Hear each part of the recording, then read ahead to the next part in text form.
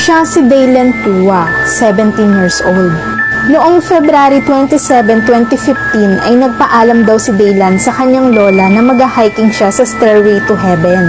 Ang Haiku Stairs o mas kilala bilang Stairway to Heaven ay matatagpuan sa Hawaii, USA. Kahit binawalan si Daylan ng kanyang lola, ay tumuloy pa rin siya sa pag-hike.